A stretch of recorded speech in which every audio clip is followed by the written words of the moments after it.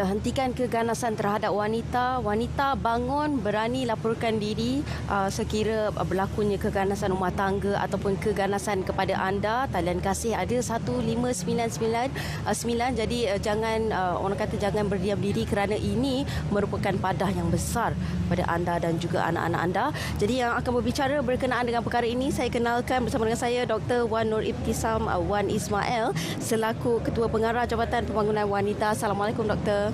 Assalamualaikum, terima kasih Sofia. Ya, baik Doktor. 25 November sambutan setiap tahun adalah merupakan sambutan hari menangani keganasan terhadap wanita. Saya kira ini merupakan satu sambutan yang cukup baiklah supaya wanita sedar ini bukanlah satu perkara yang biasa yang perlu kita abaikan, perlu untuk kita ambil tahu supaya kita melaporkan perkara-perkara yang tidak sepatutnya berlaku kepada wanita. Doktor. Ya. Terima kasih Sofia. Pertama terima kasih kepada RTM kerana sudi menjemput kami, dan ini adalah sempena ya hari sambutan menangani keganasan terhadap wanita yang disambut di seluruh negara pada 25 November. Itu pada esok hari. Jadi memang kita pun ada program pada esok hari untuk kita bersama-sama menunjukkan solidariti untuk kita menyokong usaha untuk menangani keganasan terhadap wanita ini. Baik, saya kira antara yang lain juga pastinya banyak pengisian yang telah pun dijalankan ya sebelum kita menyambut sambutan ini pada esok hari. Jadi apa antara pengisian yang telah pun berlangsung dan juga bakal berlangsung nanti, Doktor? Untuk sambutan ini kita bermula awal lagi. Pada 1 November 2023 kita dah bermula kempen untuk menangani keganasan terhadap wanita, dan kita juga telah bermula di peringkat akar umbi, iaitu di setiap negeri di Malaysia kita telah menjalani aktiviti berkaitan dengan keganasan terhadap wanita. Dan kalau hari ini Sofia pun boleh lihat, saya pun memakai baju oranye. Oranye itu adalah tema. Ini dia temanya. Keganasan terhadap wanita.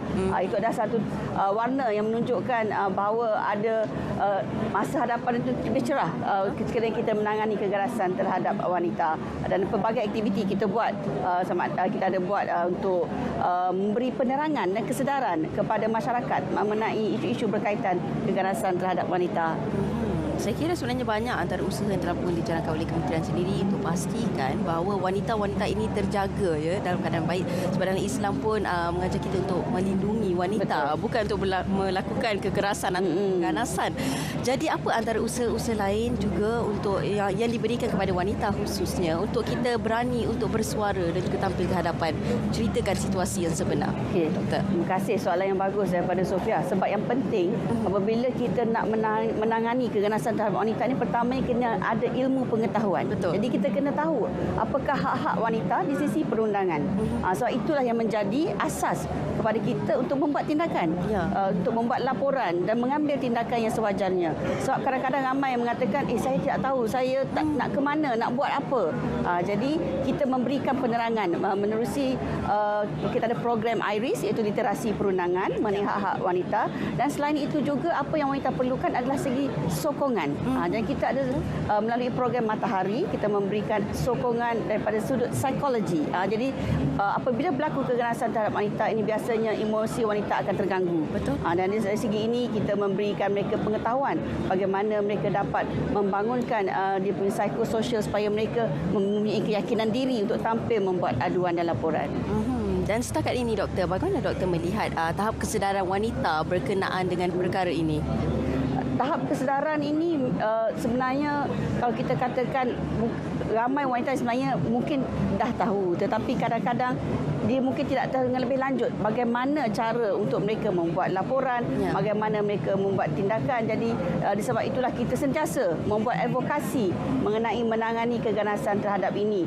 Dan saya berkongsi di sini ya Sofia, kes-kes keganasan terhadap wanita ini di Malaysia masih di tahap membimbangkan. Kalau kita lihat dari sudut data yang dikeluarkan oleh pihak Polis Diraja Malaysia, kes keganasan terhadap wanita yang melibatkan keganasan rumah tangga, jenayah rogol dan gangguan seksual telah mencatatkan sebanyak 9,334 kes pada tahun 2021 dan 8,580 kes pada tahun 2022. Jadi ada sedikit penurunan di situ. Dan kalau kita lihat dari segi data ini juga, lebih 60% adalah kes melibatkan keganasan rumah tangga. Jadi ini antara perkara yang cukup membimbangkan kita semua lah kan, sebab dia akan memberi kesan kepada keluarga, kepada anak-anak, kepada banyak pihak sebenarnya doktor kan. Jadi antara yang lain juga, apa antara punca yang menyebabkan wanita ini takut untuk membuat aduan, untuk tampil melaporkan perkara ini? Banyak faktor yang memainkan peranan yang mempengaruhi tindakan wanita itu. Pertamanya daripada segi sudut kebergantungan. Mereka ini bergantung daripada segi sudut kewangan. Sekiranya mereka meninggalkan keadaan rumah tangga yang tidak sihat itu tadi, ke mana mereka nak pergi? Nak tinggal di mana? Anak nak letak dekat mana? Jadi kebergantungan. Kedua, malu. Mereka malu untuk memberitahu bahawa mereka ada masalah dalam keluarga itu untuk membuat laporan. Jadi sepatutnya mereka perlu sedar ini adalah untuk kebaikan mereka sendiri. Sekiranya mereka itu dalam keadaan rumah tangga yang berlaku banyak pergolakan yang tidak sihat, mereka boleh mengambil tindakan yang sebaik mungkin. Jadi itulah yang perlu kita wanita perlu beranilah. Kalau kita lihat rata-rata kebanyakan wanita sekarang bekerjaya. Betul.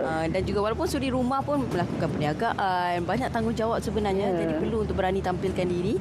Sekiranya kalau kita tengok tadi kan promo yang kita kongsikan tadi kan sampai dah lebam-lebam, ada yang sampai masuk hospital. Jadi ini antara perkara yang membimbangkan lah kan. Okey, dan antara yang lain juga apa antara kelainan yang dibawakan untuk sambutan kali ini doktor?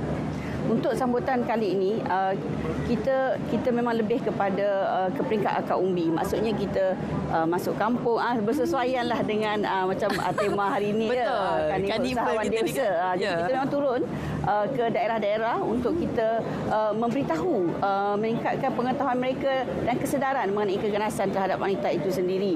Dan kita juga membuat promosi seperti inilah. Jadi kita dapat berkongsi dengan lebih ramai pendengar dan penonton untuk mengetahui apa itu keganasan terhadap wanita dan tindakan yang perlu diambil. Baik, doktor, selain daripada itu kan, selain daripada mereka mencari ilmu atau semua maklumat yang tepat, di mana lagi antara platform-platform yang mereka boleh mendapatkan bantuan ini? Di Jabatan Pemenang Wanita ya, kita menubuhkan sukarelawan yang dipanggil skuad wajah. Dan kelebihan skuad wajah ini dia adalah bersifat permekasaan dalam komuniti.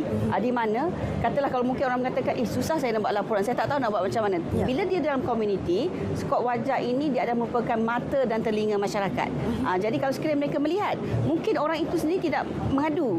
Jadi tapi katalah akak pergi pasar sekali, akak tengok ada perempuan yang lebam-lebam. Kita boleh bertanya, apakah masalah mereka? Dan mungkin mereka tidak tahu nak menghala ke mana. Jadi, skuad wajah dalam komuniti ini, mereka boleh membantu wanita ini untuk membuat laporan. Dan di samping itu juga, mereka tadi latih untuk memberi sokongan secara daripada segi psikologinya, emosinya untuk membantu wanita yang menghadapi masalah sebegini. Wow, sebenarnya banyak platform. Sekiranya takut untuk laporkan diri, jangan risau, kita ada skuad juga yang akan menjaga komuniti kita untuk memastikan wanita ini terjaga, yang sepatutnya dijaga. Terima kasih saya ucapkan kepada Dr. Wan Nur Ibtisam Wan Ismail, Ketua Pengarah Jabatan Pembangunan Wanita. Terima kasih banyak doktor.